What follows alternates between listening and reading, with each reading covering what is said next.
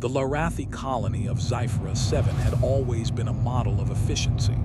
Its shimmering towers and perfectly aligned transport tubes reflected the pride of the Larathi people. Their advanced systems, computers, energy grids, and navigation networks rarely failed. But on this particular day, disaster struck. It started as a minor glitch in the colony's central hub. Lights flickered, communication channels buzzed with static, and the temperature control system fluctuated wildly. At first, technicians thought it was a routine malfunction. But within minutes, the problem escalated. Power surged in unexpected ways, doors locked randomly, and the colony's atmosphere stabilizers began to fail. Panic spread through the Larathi scientists like wildfire. "Send the distress call immediately," Commander Thaler barked, his elongated limbs trembling in frustration. The Larathi had a strict protocol for emergencies, which included sending a help signal to their closest allies, the Oravans, a peaceful neighboring species known for rapid assistance. But in their haste, no one noticed a small translation error in the interstellar messaging system. A single character in the distress code had been misinterpreted. Instead of reaching the Oravans, the signal shot across the galaxy and landed directly in human space. Thousands of light-years away, aboard the human exploration hub SS Horizon, Captain Alina Vargas received the strange transmission. It was unusual, an alien call, not in any format humans had seen before, with symbols shifting almost as if they were alive.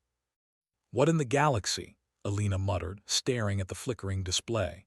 Her crew crowded around, equally confused. Lieutenant Ravi Patel, the communications officer, tapped rapidly on the interface. "It's not Oravan language. Whatever it is, it's intelligent. And it's asking for help." Alina raised an eyebrow. "Help from who?" "We don't know, but it's urgent," Ravi replied. Alina took a deep breath. Humanity had long since learned that alien messages could be serious or deadly. Misreading one could be catastrophic. But ignoring it could be worse. After a brief discussion with her officers, she gave the order, "Prepare an exploratory mission. Let's see who sent this call." Within hours, a small human fleet was in motion.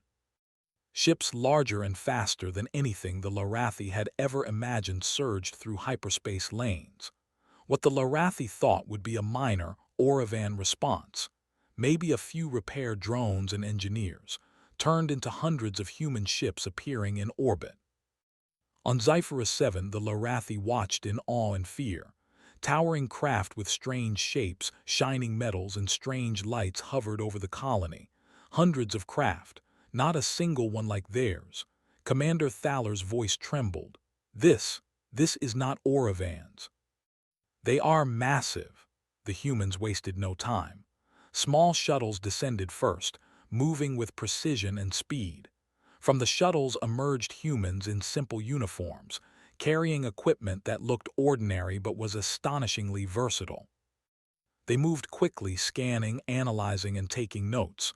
One human approached Thaler directly, bowing slightly in respect. "Greetings. We received your distress signal. We are here to help." Thaler blinked. We did not call you. We called the Oravans." The human smiled. "Mistakes happen. The important thing is we're here now. Let's fix your problem together." And so began the first real contact between humans and Larathi. The humans immediately got to work. Unlike the Oravans, who would have followed strict procedures and protocols, the humans jumped in with curiosity and confidence.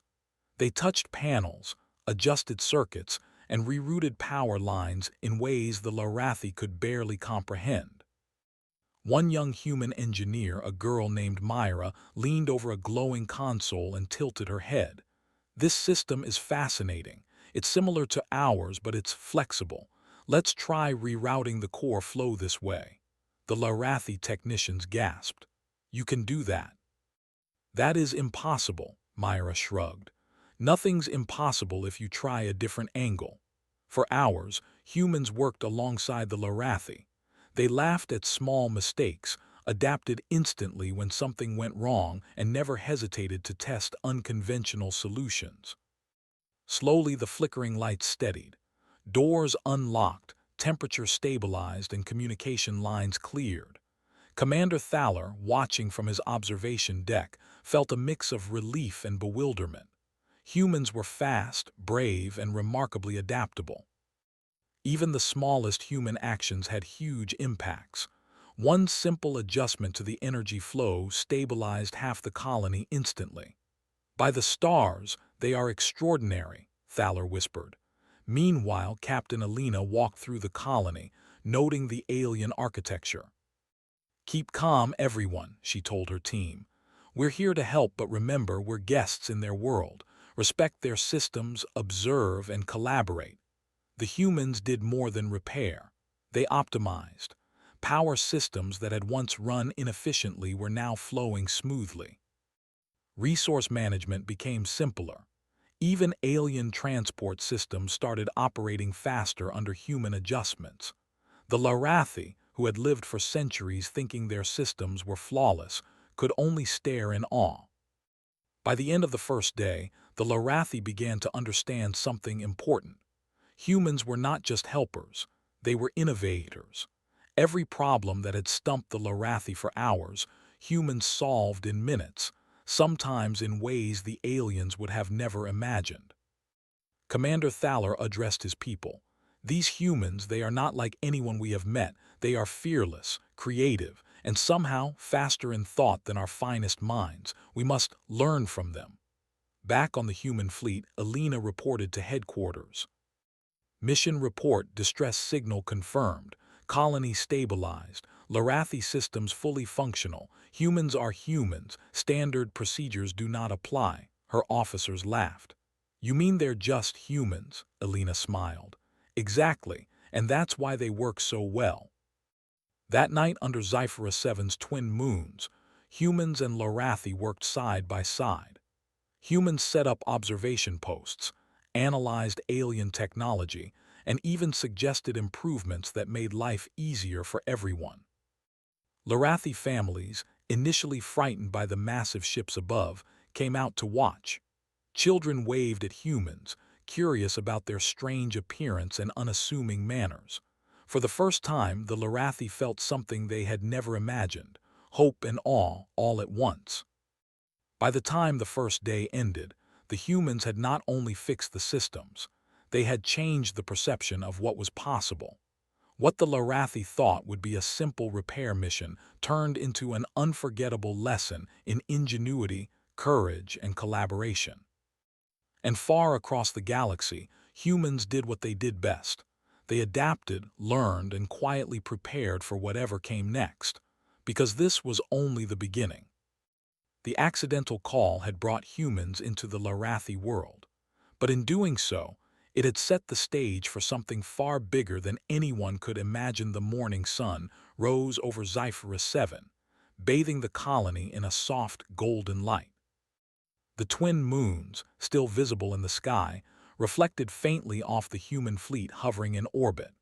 For the Larathi, it was a strange sight: ships far larger and faster than their own, moving with an effortless precision that left even the most experienced commanders speechless.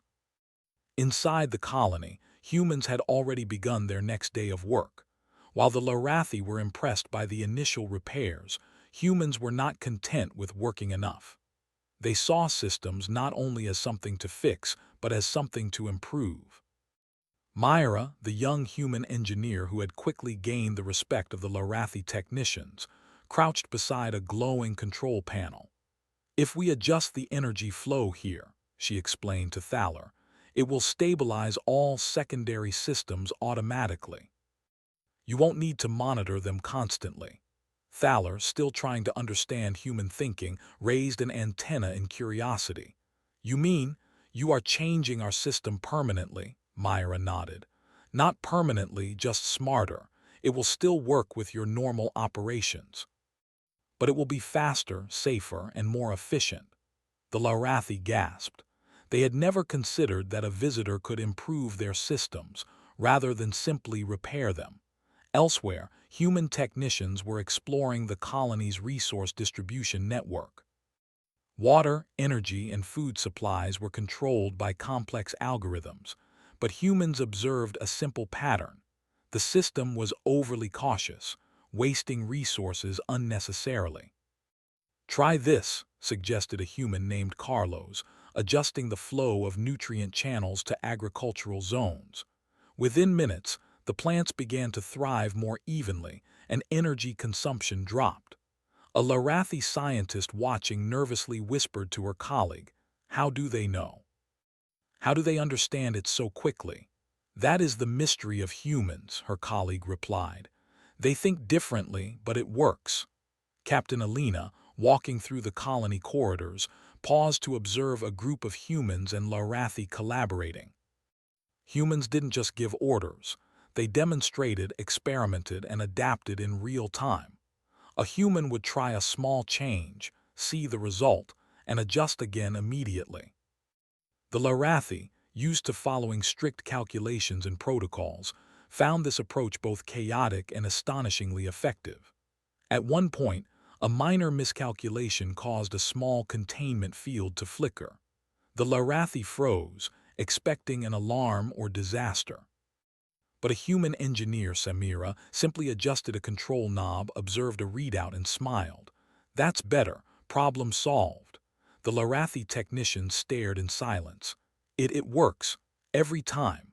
Not all human approaches were immediately understood by the Larathi.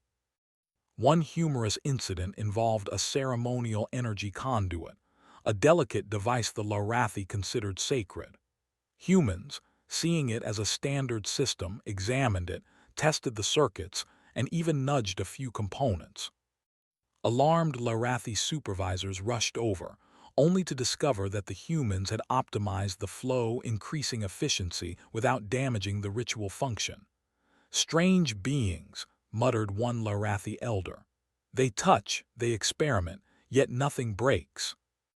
By midday, the humans were addressing issues the Larathi had not even noticed. Old storage facilities were reorganized for better accessibility. Transportation systems, previously only functional during limited hours, now operated seamlessly. Even the colony's communication network improved, with messages traveling faster and with fewer errors. Meanwhile, the human fleet above continued to monitor orbital systems. Their ships were not just observers, they were integrated into the solution. Some ships projected temporary energy grids to support the colony during peak usage. Others scanned nearby satellites, identifying minor weaknesses before they could cause problems. In one particularly striking moment, a Larathi engineer showed Alina a map of the colony's energy grid. "This section has been unstable for decades," he said. "We could never fix it fully. Human technology," Alina smiled. "Give me 10 minutes." 10 minutes later, the energy grid ran smoother than ever. The Larathi engineer's eyes widened. "I do not understand, but it works." It was not just technical skill that amazed the Larathi, it was human creativity and teamwork. Where the Larathi worked in strict hierarchies, humans formed flexible teams, sharing knowledge freely and combining skills in ways the aliens had never tried. One team of engineers focused on energy, while another simultaneously optimized life support. Communication was constant, mistakes were accepted, and solutions emerged faster than anyone could calculate. By evening, the colony had transformed. Systems that had seemed fragile now operated with remarkable stability, and efficiency had improved across the board. Larathi citizens, once fearful of the humans' presence, now watched with a mix of awe and curiosity. Children followed human engineers as they moved through the colony, asking questions about how things worked and why humans behaved so differently. Captain Alina, observing the scene, spoke with Thaler. "They are learning quickly," she said, "and they are adapting to us too." Thaler nodded slowly. "Yes, but they are different, faster in thought, fearless in action, and somehow clever in ways we cannot measure. We must study them, not just for technology but for understanding. Humans, in turn, were fascinated by the Lorathi. They admired the precision of their architecture, the beauty of their bioengineered landscapes, and the elegance of their control systems. But humans did not hesitate to apply their own methods, blending alien design with human logic. It was a strange dance of cultures, each learning from the other without losing their identity. One memorable moment occurred in the central control hub. A delicate navigation array was failing intermittently.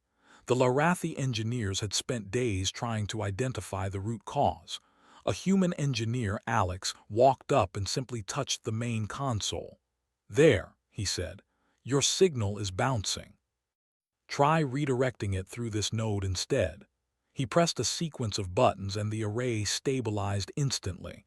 The Lorathi nearby froze in astonishment. You fixed it in seconds," one of them stammered. Alex shrugged. "Sometimes you just need to see it from a different angle." Humans' approach was not limited to machines. They also improved workflow and organization. Tasks that had taken multiple Lorathi teams' hours were completed in minutes. They introduced scheduling systems, cross-team communication techniques, and contingency planning strategies. Even minor things like storage labeling were revolutionized. By the end of the second day, the colony was not just functional, it was thriving. Lorathi citizens commented on the increased efficiency, and some privately admitted they were beginning to admire the humans in ways they had never admired another species. Humans had arrived by accident, yet their presence was reshaping an entire world. Captain Alina addressed the human team in the main hall. "You've done incredible work. Remember, our goal is collaboration, not dominance. Respect their systems, learn from them, and leave them stronger than we found them." The humans cheered softly, proud but focused. To them, this was another challenge, a puzzle to solve, a culture to understand, and a world to help. Meanwhile, the Lorathi observed the humans in quiet amazement. Children played alongside them, scientists shadowed them, and leaders held private meetings to discuss what they had learned. The repeated successes of humans had begun to shift perception. These beings were not merely visitors. They were capable of thinking beyond the limits of tradition.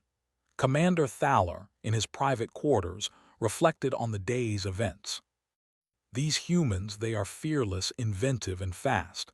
They solve problems without hesitation, yet they do not seek to control. They are different, perhaps greater than we imagined." As night fell, humans and Lorathi shared a moment of quiet reflection. The twin moons reflected off the repaired towers, casting long shadows across streets and gardens.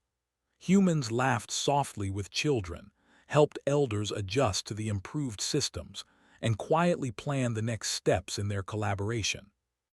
The accidental call had not just brought help, it had opened a window into what humanity could offer. In the process, the Lorathi were learning something equally important. Sometimes, solutions do not come from careful calculation or strict adherence to tradition. Sometimes they come from boldness, creativity, and the human ability to see possibilities where others see only limits. By the end of the second day, it was clear. Humans were extraordinary. Not because of technology, not because of strength, but because of ingenuity, collaboration, and courage. And yet, even as systems ran smoothly and citizens marveled at the humans' skill, an unspoken thought lingered in the minds of both species. This was only the beginning. The humans had arrived by accident, but what they had already accomplished hinted at even greater challenges ahead, and even greater achievements. For Sci-Fi 7, the presence of humans was no longer a surprise. It had become an opportunity. And for humanity, this accidental call was just another day to adapt, invent, and inspire. The humans had arrived by accident, but their presence had already transformed Sci-Fi 7. The colony's systems ran smoother than ever, citizens moved with confidence, and the Lorathi were beginning to see their accidental visitors not just as helpers, but as something extraordinary. Captain Alina Vargas walked along one of the colony's main energy conduits, observing her team.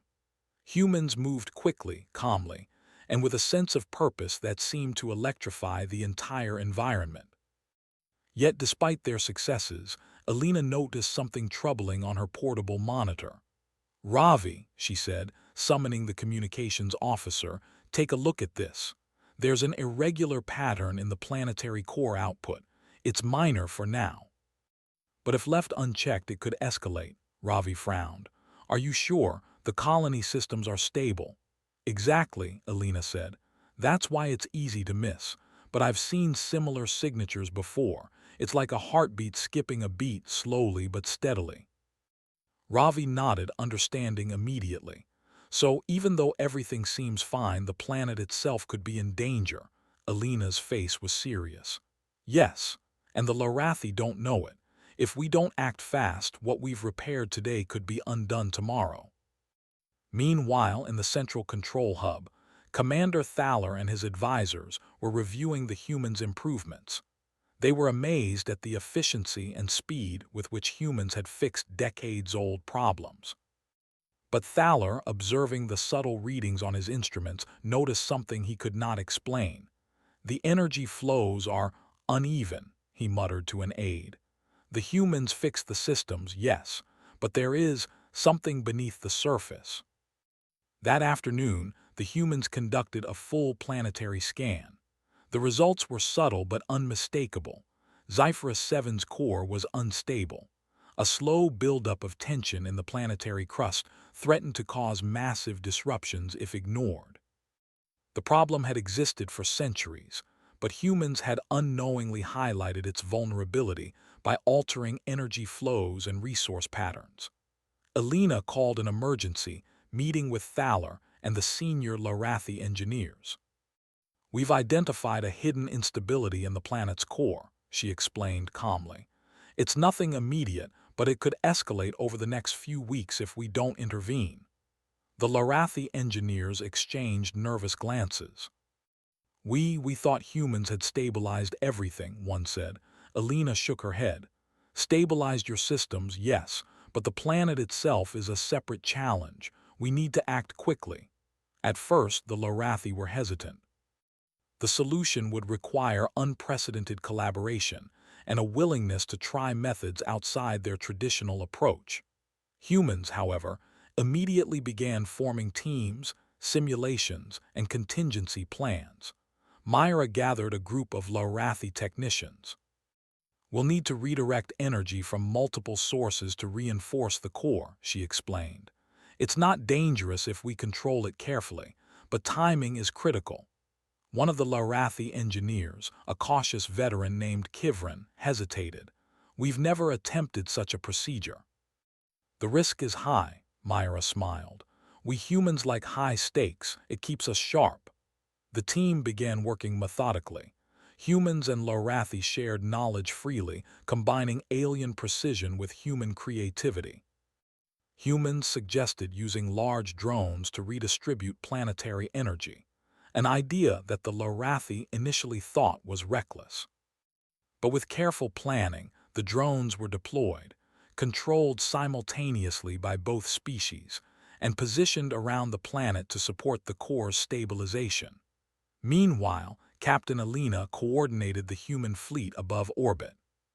Ships projected temporary gravitational field to counter small planetary shifts, while drones below executed rapid adjustments.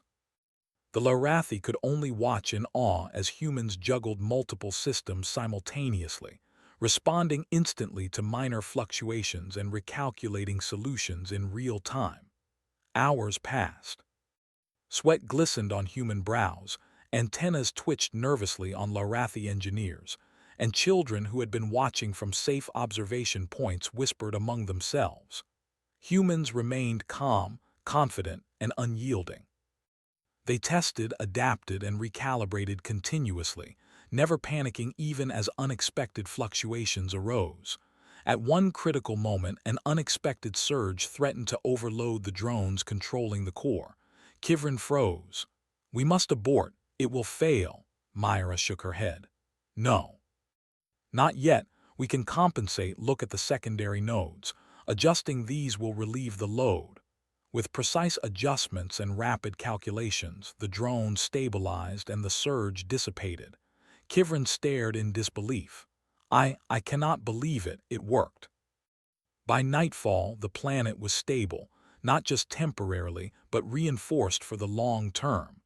Systems were aligned perfectly, energy flows balanced, and potential disasters neutralized before they could manifest. Humans had achieved what the Lorathi had considered impossible for centuries. Commander Thaler, observing the scene from his tower, finally understood the truth about these humans. They are not just clever, he murmured. They think beyond fear, beyond caution. They adapt instantly. They inspire. Even the citizens noticed the change. Markets, schools, and transport systems ran smoother. Streets were safer. Energy and water distribution was flawless. Citizens whispered about the humans, now seeing them not only as helpers but as beings capable of reshaping reality itself. Humans, however, did not seek recognition. They worked silently, focused on results, teaching Lorathi technicians as they went. Alina spoke with Thaler privately. They are learning from us, yes, but we are learning from them too. Their thinking, it's different, faster, more flexible. We can learn a lot from these humans. The Lorathi nodded. We must integrate their methods. Perhaps our civilization can evolve with them. Yet, even as humans completed the planetary stabilization, a quiet excitement grew within their ranks. Problems that had once seemed insurmountable became puzzles to solve. The challenge of stabilizing a planetary core was not fearsome, it was invigorating. Every adjustment, every calculation, and every human decision had an immediate and visible impact. By the end of the third day, Sci-Fi 7 had been transformed once again. Humans had not only repaired and improved systems, but they had also prevented disaster that the Lorathi did not even know existed. The colony was safer, stronger, and more efficient than it had ever been. Captain Alina addressed her team. Today, we did more than help. We showed what humans can do, but remember, we are guests. Respect the Lorathi, teach where you can, and continue to observe. The galaxy has many surprises, and this is just one of them. Myra smiled at Thaler, who had been watching her work with quiet fascination. We humans like challenges, she said. We don't always understand everything immediately, but we try and we adapt, that's all. Thaler nodded slowly. You are extraordinary. I have seen many species, many civilizations, but humans are different. Humans and Lorathi alike understood something profound. Accidents could lead to greatness. An accidental call had brought humans into their world, but through courage, ingenuity, and collaboration, humans had turned an unexpected crisis into an opportunity for growth. The stars above shimmered silently, indifferent yet ever-present. And somewhere in the galaxy, humans continued to shine, not through weapons or domination, but through imagination, teamwork, and unyielding determination. As Sci-Fi 7 settled for the night, the humans were already planning. Other systems needed study. Other potential challenges waited. But tonight, for the first time, both humans and Lorathi felt a quiet awe for each other and for what they could achieve together. The accidental call had led to human arrival. Human ingenuity had saved a planet, and the Lorathi had glimpsed the limitless potential of humanity. The galaxy would never see humans the same way again. The sun rose slowly over Sci-Fi 7, casting a warm glow over the colony that now thrived like never before. The twin moons shimmered faintly in the sky, their light reflecting off the human fleet still orbiting above. To the Lorathi, it was a breathtaking sight. The humans had not only repaired their systems and stabilized their planet, but had left the colony running better than it ever had before. Commander Thaler stood on a balcony of the central control tower, his eyes scanning the horizon. The humans moved among his people with an ease and confidence that was both impressive and unsettling. They laughed quietly with children, helped elders adjust to the newly optimized systems, and coordinated tasks among technicians with efficiency and creativity that the Lorathi could hardly comprehend. "Captain Alina," Thaler called as she approached, "I must admit your species is unlike any I have ever encountered. You do not just fix problems, you reshape them into something better. Your methods, they inspire trust, even awe." Alina smiled. "We humans believe that every problem is an opportunity. Sometimes the best solutions come from trying, failing, and trying again. We learn by doing, not by hesitation." Thaler nodded slowly. "And you do it without arrogance. That is unusual." Meanwhile, humans and Lorathi technicians worked side by side to implement long-term improvements across the colony. Water distribution networks had been redesigned for maximum efficiency. Energy grids now included multiple redundancies to prevent failure. Transportation systems ran smoothly around the clock, and communication networks allowed instantaneous contact across even the farthest districts. Myra walked with a group of young Lorathi engineers, pointing at various control panels. "See here. We can use your secondary nodes to reduce energy waste even further. Try it yourself." The young Lorathi nodded eagerly, eyes wide with fascination. "It is amazing. You make it look so simple." Myra laughed softly. "Simple, maybe.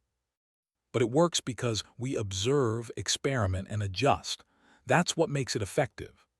High above the colony, the human fleet remained on alert, scanning the nearby stars for any potential threats or opportunities to assist further. But for now, the humans were content to watch the Lorathi embrace their guidance and collaborate willingly. Later that day, Captain Alina gathered her senior team. "We've done everything we can for the colony itself," she said. "Now it's time to ensure the Lorathi fully understand how to maintain it on their own. Knowledge lasts longer than machines." Over the next several hours, humans conducted training sessions and demonstrations for the Lorathi. They explained workflow strategies, energy management techniques, and practical problem-solving methods. The Lorathi were quick learners, but humans encouraged them to think beyond their existing procedures, to experiment and trust their instincts. By evening, the training was complete. The humans had not only left Sci-Fi 7 systems in perfect condition, they had also empowered the Lorathi to manage their own future independently. Commander Thaler stood before the assembled humans and Lorathi. "We owe you more than words can express. Your arrival was accidental, yes, but your impact is profound. You have shown us that courage, intelligence, and cooperation can achieve what we believed impossible." Alina stepped forward, smiling warmly.